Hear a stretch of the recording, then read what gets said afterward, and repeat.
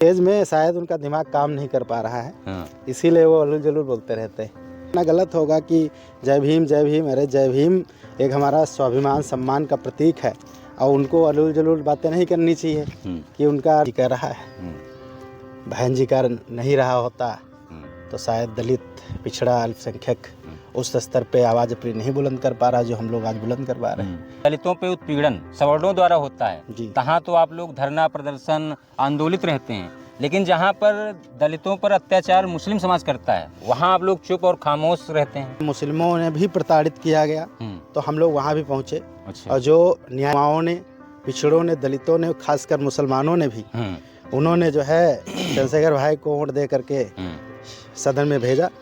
और बाबा साहब का हर वो व्यक्ति कर्जदार है जो बाबा साहब के मिशन को छोड़ दिया है या उनको मिशन का काम है और मिशन जो है किसी की जागीर नहीं है। भीम आर्मी जिला प्रभारी सीतापुर डॉक्टर सरोज कुमार जी, सर स्वागत है आपका। बहुत बहुत धन्यवाद आपका, आपके चैनल द लोक। राजनीति में कैसे आपका आना हुआ? जी बहुत बहुत धन्यवाद, ये बहुत अच्छा सवाल आपने किया है। देखिए, राजनीति में आने का मेन तात्पर्य यह है कि जो हमारे रहबर मान्यवर काशीराम साहब थे और जो बाबा साहब अम्बेडकर दलितों, पिछड़ों, शोषितों, वंचितों के मसीहा, तो उन्होंने कहा था जब तक हमारा समाज राजनीति में हिस्सेदारी नहीं लेगा तब तक हमारे समाज का उद्धार नहीं हो सकता है। तो इसलिए बाबा साहब को हमने पढ़ा। बाबा साहब का मेन मकसद था कि हम उनके बताए हुए रास्ते पे चले और उन्होंने जो हमें लोकतंत्र माध्यम से हमें अधिकार दिए, समानता, बंधुता, भाईचारा, राजनीतिक न्याय, अभिव्यक्त की आज़ादी, तो उन सबको देखते हुए हमें लगा कि हमें राजनीति में आना चाहिए, इसलिए मैं राजनीति में आया। अच्छा, तो अभी आप सीतापुर से सदस्य जिला पंचायत वार्ड नंबर 49 से लड़ने की तैयारी कर रहे हैं? जी हाँ, लड़ने की तैयारी कर रहा हूँ। तो अगर आप जीतते हैं तो क्या आपका ब्लूप्रिंट रहेगा, क्या क्या जनता के हित में करेंगे? ये बहुत अच्छा सवाल है आपका। देखिए, क्या है कि ना हमारे यहाँ नेता आते हैं बहुत सारे और चुनाव जीतने के बाद ये मुद्दा जो है नहीं रखते हैं, ना तो वो उस मुद्दों पे खरे उतरते भी हैं। तो मेरा मानना है कि जो मेन मुद्दा है, मेन मुद्दा क्या है? सामाजिक परिवर्तन, आदमी का स्वास्थ्य, चिकित्सा, वृद्धावस्था पेंशन, रोड, नाली, खड़ंजा, बच्चों को खेलने के लिए स्कूल, प्लेग्राउंड, ये सब चाहिए होता है।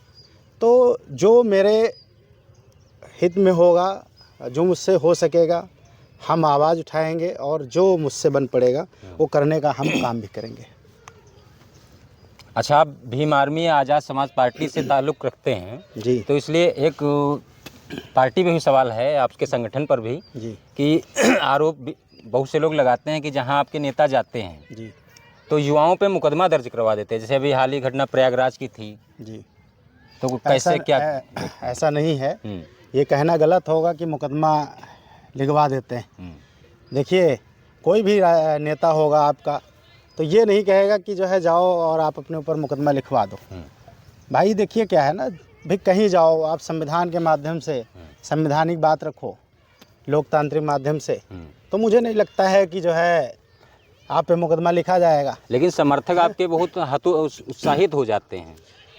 नहीं, उत्साह क्या है ना, असल में क्या हुआ, सदियों से लोगों को दबाया गया, पिछड़ों, दलितों को, तो अब उनको उत्साह मौका मिला है। अच्छा। तो मैं ये नहीं कहता हूँ कि वो बिल्कुल आवेश में आके किसी भी पदाधिकारी से या किसी भी प्रशासनिक व्यवस्था से उलझने का काम करे, मैं ये नहीं कहता हूँ। लेकिन हाँ, ये ज़रूर कहता हूँ कि अगर अपनी बात रखने का मौका मिले तो बेकाब रखना चाहिए। अच्छा। हाँ, बेबाक बात रखना चाहिए, जिससे लोगों को लगे कि जो है हाँ, अब दलित भी या शेड्यूल कास्ट के लोग, पिछड़े अल्पसंख्यक लोग भी अब जागरूक हो चुके हैं, अपनी आवाज़ उठा सकते हैं। अच्छा, आपके जो सांसद जी हैं जी, चंद्रशेखर आज़ाद जी, जी। अभी जैसे सदन में सदन चल रहा है सत्र, जी। इसमें तरह तरह के मुद्दा उठा रहे हैं। अभी हाल में महिलाओं के जो है मासिक जो पीरियड होता है उसकी अवकाश के जो मुद्दा उठाए हैं, जी। तो काफ़ी चर्चा हो रही है। उधर जो है वकीलों का प्रोटेक्शन एक्ट जो जी है, जी जी जी। तो उसकी कैसे देखते हैं? देखिए, मैं यही तो कहना चाहता हूँ, जो हमारे देश में अन्य दलित पिछड़े अल्पसंख्यक नेता हैं, बड़े भाई चंद्रशेखर आज़ाद से सीखना चाहिए कि संसद में बात सिर्फ बात होगी लोकहित में, जनता के हित में, ना कि जो है फालतू बातों पे।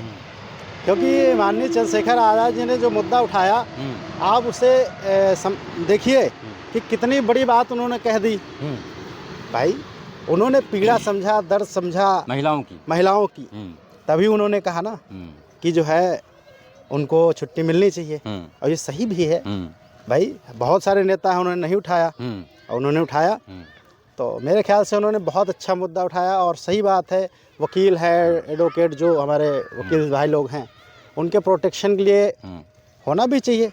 भाई, वो हम लोगों की न्याय की आवाज़ करते हैं, जो समाज में जनता है उनके लिए काम करते हैं, उनकी आवाज़ उठाते हैं, उनकी न्याय की लड़ाई लड़ते हैं। तो मेरे ख्याल से सही भी है, उनको मिलना चाहिए प्रोटेक्शन।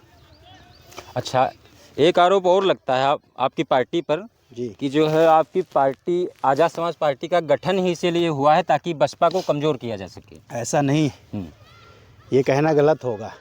आप जब पुराने पहले इतिहास में जाएंगे तो कभी बाबा साहब ने भी पार्टी बनाई थी, आरवाई का गठन हुआ।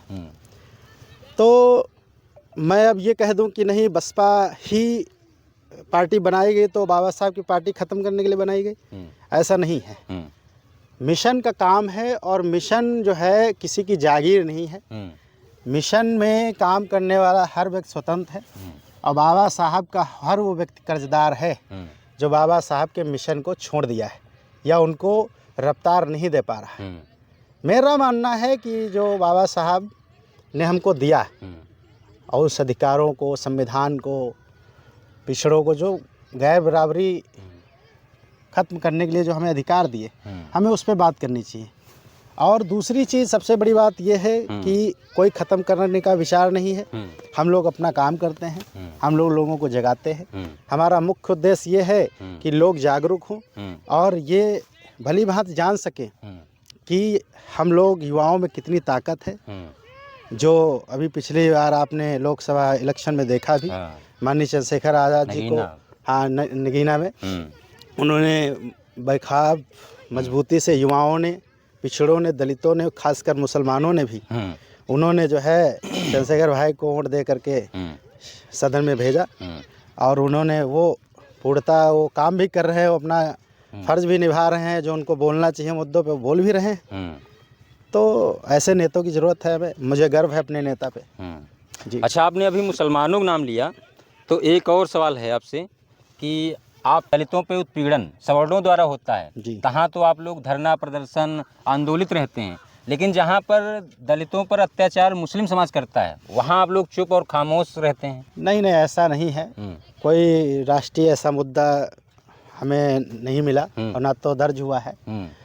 और ये किसी का व्यक्तिगत अपना अगर हो सकता है, भाई किसी के साथ में मान लो व्यक्तिगत मामला हुआ हो, अपना एक अलग बात है। और हम लोग ज़िले पे काम कर रहे हो, ऐसा नहीं। अभी पिछली बार में एक दो मुद्दे मिले जहाँ पे मुस्लिमों ने भी प्रताड़ित किया गया, तो हम लोग वहाँ भी पहुँचे। अच्छा। और जो न्यायिक बात है, जो सही बात है, हम लोगों ने यही कहा कि भाई ये सब ठीक नहीं है। जो मेन मुद्दा है वो हम लोगों को वो उस बात पर नहीं भटकना चाहिए, है ना। तो ये सब चीज़ें हैं, ऐसा नहीं है, ये आरोप गलत है। जैसे जहाँ भाजपा 80-20 की बात करती है और सपा जो है 10-90 की राजनीति कर रही है इस समय, पीडीए, और बसपा सर्वजन की करती है। जी। आप 15-85 की करते हैं आपकी पार्टी, तो 27 को कैसे देखते हैं? 27 को कैसे देखते हैं? 27 को बहुत बढ़िया देखते हैं। हम लोग काम कर रहे हैं ज़मीनी स्तर पे, हम लोग मेहनत कर रहे हैं। जहाँ दलितों पिछड़ों की बात होती है, न्याय की, हक की, वहाँ हम लोग पहुँचते हैं। तो बढ़िया देखते हैं, हम लोग मेहनत कर रहे हैं। अच्छा। और आगे उसका फल मिलेगा। तो कितनी सीटों पे लड़ने का विचार है? देखिए, ये तो प्रदेश लेवल का और राष्ट्रीय कोर कमेटी का मामला है। हम नहीं कहे कितने पे लड़ेंगे और जितने पे भी लड़ेंगे मजबूती से लड़ेंगे। अच्छा, अकेले लड़ेंगे गठबंधन? अब ये तो ऊपर के राष्ट्रीय कोर कमेटी तय करेगी। माननीय बड़े भाई चंद्रशेखर आजाद जी का दिशा निर्देश जैसा होगा और उस दिशा निर्देश पे काम किया जाएगा। अच्छा, हम लोग तो भाई कार्यकर्ता हैं, पदाधिकारी, और हमें जो कार्य मिला है वो हम काम करते हैं। अच्छा, एक सवाल और है जी। अब तक जो है सबसे अच्छा कार्यकाल किसका देखते हैं यूपी में? बहन जी, योगी आदित्यनाथ और अखिलेश यादव, किसका बेस्ट मानते हैं? बेस्ट तो भाई बहन जी का रहा है। बहन जी का नहीं रहा होता तो शायद दलित, पिछड़ा, अल्पसंख्यक उस स्तर पे आवाज़ अपनी नहीं बुलंद कर पा रहा जो हम लोग आज बुलंद कर पा रहे हैं। ये कहने में हमें कोई दिक्कत नहीं। लेकिन कहाँ फिर चूक हुई बसपा से जो लगातार नीचे जा रही है? अब बसपा मेन देखा जाए तो बसपा का जो मेन कैडर था तो वो कहीं ना कहीं जो है उसकी गति रुक गई। अच्छा। हाँ भाई, जैसे मान लीजिए एक एग्जाम्पल हम देते हैं। 90 के दशक के पहले माननीय काशीराम साहब ने बड़ा संघर्ष किया, मेहनत किया, और जो उस समय के लोग थे जो हमारे पिताजी के एज में थे या हम थोड़ा अपने चाचा की एज में कह ले या थोड़ा बड़े भाई की एज में कह ले, तो उस एज में कैडर था और वो कैडर जो था वो लोगों तक पहुंच गया था और सरकार भी बनी। लेकिन जब नई जनरेशन जब ये पैदा हुई, नई जनरेशन जब आई तो उसको कोई कैडर देने वाला नहीं मिला। जैसे मैं अपनी ही बात कर लूँ तो मुझे कोई कैडर देने वाला नहीं मिला। मैं तो भाई जब 2020 में पार्टी को ज्वाइन किया उसके बाद हमें कैडर मिला। अच्छा। इसके पहले हम कैडर की बात नहीं जानते थे, कैडर तो हमें बाद में मिला। तो मुझे लगता है जब हमारे जैसे करीब 35 साल के आसपास, हमारी एज करीब 32-33 साल हो रही है, तो हमारे एज के लोगों के पास कैडर जब नहीं है तो मेरा मानना है कि बसपा का कैडर कमज़ोर हुआ, इसलिए बसपा का ग्राफ कम हुआ। अच्छा जी। अच्छा, आकाश आनंद को कैसे देखते हैं? बढ़िया देखते हैं, भविष्य के लिए बढ़िया देखते हैं। आदरणीय बड़े भाई साहब मेहनत करें, संघर्ष करें, खूब आगे बढ़े, यही कहना चाहेंगे उनके लिए। चलिए, एक सवाल और है सर। अभी हाल ही में एक महिला पत्रकार ने अयोध्या सांसद अवधेश प्रसाद से इंटरव्यू दौरान एक सवाल किया चंद्रशेखर आज़ाद जी को लेकर, तो उन्होंने कहा अरे उनका क्या है, उनका कोई वजूद नहीं, वो कभी इधर कभी उधर, उनके पास है का। अब ऐसा है, देखिए जय भीम का नारा जो है वो किसी पर्सनल का नहीं, ये उनका कहना गलत है। उनको कहना गलत होगा कि जय भीम जय भीम। अरे जय भीम एक हमारा स्वाभिमान सम्मान का प्रतीक है और उनको अलूल जलूल बातें नहीं करनी चाहिए कि उनका नहीं है, उनके पास कुछ नहीं है। आप समझ रहे हो? क्योंकि देखिए क्या है कि जय भीम से हमें जो है ऊर्जा मिलती, जय भीम से हमें जो है आत्मा को शांति मिलती, हमारे मनोबल को मजबूत करती, तो इसलिए जय भीम बोलते हैं। और जय भीम जो है कोई व्यक्ति विशेष का नहीं, जय भीम दलितों, पिछड़ों, आदिवासियों, कमज़ोर, असहाय लोगों का जय भीम। तो जय भीम सबको बोलना चाहिए।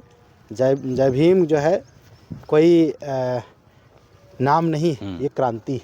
लेकिन अब जो बोल दिए कि उनके पास कुछ है ही नहीं आप लोगों के पास, कभी इधर कभी उधर, ऐसा नहीं है। अभी ये उनका कहना गलत है नहीं। क्या नहीं है? हम लोगों के पास क्या नहीं? हमारे पास बड़े भाई चंद्रशेखर आज़ाद जैसा नेता है और वो बेबाक बिल्कुल आवाज़ रखते हैं अपनी, हमारी सबकी न्यायिक लड़ाई लड़ते हैं। अगर ज़रूरत पड़ती है वो हर जगह पहुंचने का काम करते हैं। उन पे लोगों की आस्था बन रही, हमारा लोगों का बिल्कुल उन पे दृढ़ निश्चय है कि भाई के साथ हैं, भाई के साथ रहेंगे, भाई के साथ मरेंगे। और उनके पास करोड़ों की जो है, ऐसा कह सकते हैं भीम आर्मी की जो है सेना है।